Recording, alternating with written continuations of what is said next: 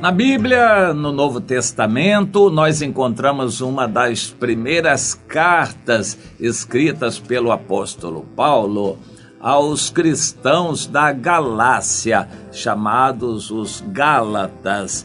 E não é muito fácil caracterizar quem são eles. Na verdade, não importa nem muito para nós hoje quem eram os Gálatas. Na verdade, os estudiosos não são unânimes em entender a situação. Mas acredito eu que o bom senso e uma boa parte deles aponte para as igrejas de Antioquia, ali da Pisídia, e também Listra, Icônio, Derbe, aquelas primeiras cidades onde o apóstolo Paulo começou a pregar. E ali muita gente se converteu, inclusive dali saiu o Timóteo, discípulo de Paulo. Aquela região não era propriamente a Galácia ficava um pouco para cima daquela, mais para o norte daquela região. No entanto, não há menção na Bíblia a igrejas especificamente da Galácia, embora quando Paulo esteve em Éfeso, toda a Ásia fosse evangelizada. Então, depois, quando Paulo estava em Éfeso, certamente a Galácia foi evangelizada também. Mas Paulo, aparentemente, não foi pessoalmente lá. A não ser nesse sul da Galácia, essa região dessas igrejas que foram as primeiras evangelizadas na primeira viagem missionária. Você se lembra disto? Antioquia, Icônio, Listra, Derbe, aquelas cidades onde Paulo começou a pregar o evangelho. Bom, depois, aparentemente, Paulo foi cuidar de outras e deixou, porque aqueles cristãos estavam já mais amadurecidos, mais firmes.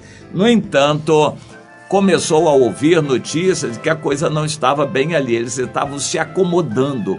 Eles estavam virando religiosos, se apegando à religião e com isto dando lugar aos judaizantes que vinham lá da Judéia, pretextando serem donos da verdade, conhecerem a verdade e impondo sobre aqueles cristãos a lei judaica, misturando a lei com a graça. Eles confundiam a cabeça dos cristãos. Hoje em dia não faltam esses que querem também impor coisas da lei sobre a vida dos cristãos, tirando lá do Antigo Testamento coisas que querem impor para os cristãos, como guardar o sábado e fazer isso e fazer aquilo, e até muitos estão gostando de festas como eram no Antigo Testamento, e uma série de coisas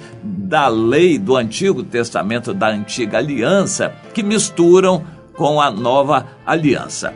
O apóstolo Paulo escreveu duro para aqueles Gálatas, dizendo o seguinte: a justificação é pela fé. Se vocês quiserem se justificar pela lei, então da graça vocês já decaíram.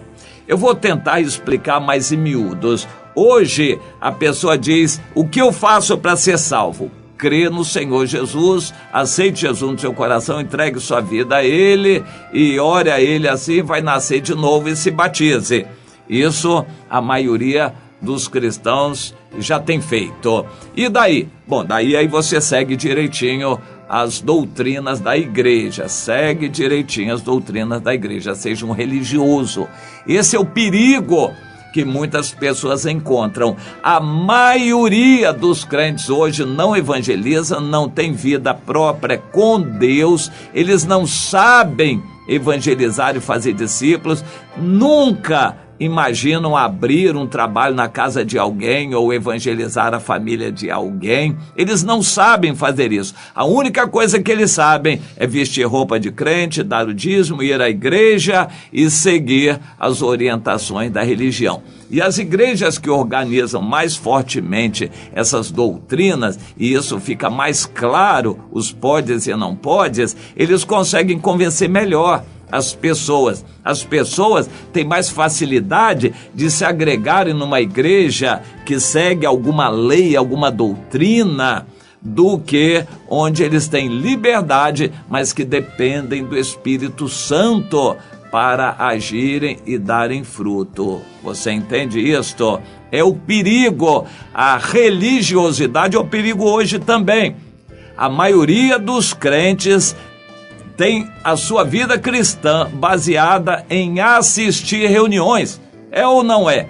Eles não têm um programa de evangelização, programa de leitura da Bíblia, de estudos bíblicos por si sós. Eles não estão fazendo grupos de estudo bíblico ou de evangelização ou de oração. A maioria dos cristãos não fazem essas coisas. Eles só fazem ir à igreja, ir às reuniões da igreja. A vida cristã deles é religiosa e eles se acomodam. A tendência à acomodação é geral. Aí Paulo escreveu: cuidado, Gálatas, vocês começaram bem, mas estão continuando mal. Hoje, a maioria dos cristãos, mesmo os que começaram bem, estão continuando mal, continuando religiosamente. E no nosso meio também não é diferente, não. Eu quero ler aqui, no capítulo 3, o que Paulo escreveu. Irmãos, eu falo a vocês como um homem, ainda uma aliança que seja meramente humana, uma vez ratificada, ninguém a pode revogar ou lhe acrescentar alguma coisa. Ora, as promessas foram feitas a Abraão e ao seu descendente. Não dize aos descendentes, como se falando de muitos, os judeus, por exemplo. Porém, como de um só, e esse descendente é Jesus. E digo isto, uma aliança já anteriormente confirmada por Deus, a lei que veio 430 anos depois não a pode revogar, de forma que venha a desfazer a promessa. Porque se a herança provém da lei, já não decorre da promessa, mas foi pela promessa que Deus a concedeu gratuitamente a Abraão. Paulo está dizendo aqui claramente que a lei que veio depois, lá no Sinai, não pode revogar a promessa. A promessa é de que pessoas seriam salvas no descendente de Abraão. E continuando, qual então a razão de ser da lei? Se a lei não é para nos conduzir, para que ela veio? Então ele diz, ela foi adicionada por causa das transgressões, até que viesse o descendente a quem se fez a promessa, e foi promulgada por meio de anjos. É porventura a lei contrária às promessas de Deus? De modo nenhum, porque se fosse promulgada uma lei que pudesse dar vida, a justiça, na verdade, seria procedente da lei. Mas a Escritura encerrou todos sob o pecado, para que mediante a fé em Jesus Cristo fosse a promessa concedida aos que creem.